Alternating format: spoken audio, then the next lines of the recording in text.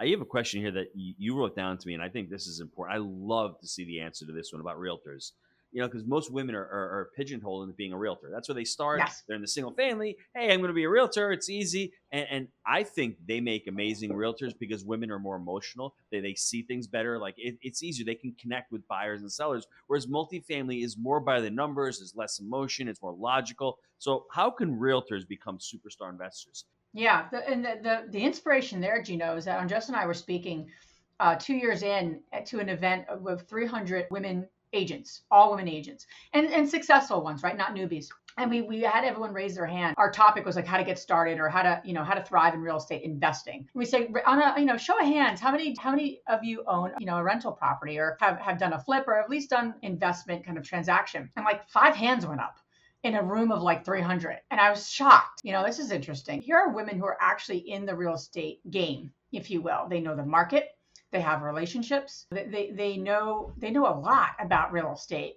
They know the title company. Like if you think about it, right? They're Yeah. poised to be really effective and actually be really good as an investor. Yet they're not doing it. So I'm like, there's a gap there. And so yeah, her and I got really like, again, a little obsessed about just understanding why that is. I think there's that confidence gap, right? It's like we know what we know, but now I have to do it. Now I'm going to look at it a little differently. So that might mean partnering with someone. That might mean, okay, where do I add value? What are the gaps? Time, money, knowledge, right? It's usually one of the three. And then how do I set myself up for success? So I think people do things that they're confident in. And when we step out of that confidence, it's really scary, right? Fear sets in, especially when it's investing, right? There's money at stake, there's time at stake. It's quite honestly, we put too much value on the loss of money. Not that I want anyone losing money, Gino, but I remember Matt and I lost 50 grand on a project and we were devastated, like depressed, devastated. 5 years into our investing, and my brother-in-law, I was telling him, like really upset, lunch. He's like, "Congratulations." I'm like, did you hear me? Did you actually hear me what I just said? I didn't say 5,000 or $5. I said $50,000, Tony. That's a lot of money.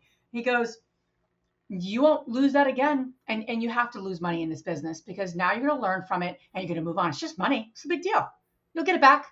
And that was very powerful for me to hear because I think a lot of realtors and agents and people who are fearful of investing, when they're poised to do it, have the fear, right? And I'm not saying it's not scary and I'm not saying, oh, 50,000 is what's the big deal. I'm not saying that because that was devastating to me and my husband. It really pushed us back in our goals and it was really tough for us. And it would be tough for anyone, right? Lose that kind of money. But I think it's in the losing of it that you learn the lessons. And I think once you start to accept that as an entrepreneur, you start to detach, right? It's going to potentially happen and you need to be prepared for it and you need to learn how do I make that back 10 times. So I think for realtors, they have the market knowledge, they have the relationships, they have to look at what don't I know and how do I partner with someone who does know that and what can I bring to the table. So I think the local market knowledge of a realtor is so valuable in our business, so valuable, and it's underrated, and they underrate that knowledge, I would think, especially as an investor going into out of state markets at times. So, do you think it would also have to be a paradigm shift with their mindset because they really have to have a different kind of mindset? Whereas I need to build wealth here. I mean, I'm making this money, I'm living a great lifestyle, but maybe I should put a little bit aside every year, understand that, and I don't want to save for an event. I want to save to buy an asset to pay for that event. I think that's where a lot of realtors have the dislocation. They're just so really good at their jobs and they're so focused at building their business and building their brand that they don't take the time to step out and say, I need to make some passive income here. I'm making all this transactional money. I'm paying all these gains and all, but they don't really stop and think as an entrepreneur or as a person, a business owner. They're just out there. And it's a tough business. It's a tough grind to be a realtor because you're pitted between a buyer and a seller. I mean, when the Yep. market's great, the sellers want top dollar, the buyers don't want to pay, and vice versa. But I think also it needs to be that paradigm shift, that mindset shift. Yeah, absolutely. I think it's a mindset shift, and it's also just the like where do people really want to be in their lives? And I Hmm. don't think a lot of people even stop to say, in 5 years, where do I want to be? In 10 years, what's that lifestyle? And I think that's what we stand for. Is really it's about the lifestyle. It's not about the rental property. It's not about the multifamily property in and of itself. Although I love real estate. Beyond that, though, it's a lifestyle, and I think that's the big thing is that women and men and everyone don't really stop and think, where do I really want to be?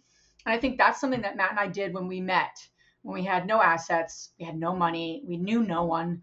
We just had this, like, not just a dream, but we just had this piece in ourselves that said, where do we want to be in 10 years? And I think those questions then navigated, and that those questions are the same questions I asked with Andressa when we started Invest Her. So it's really about that futuristic kind of where we want to be, and then you work backwards.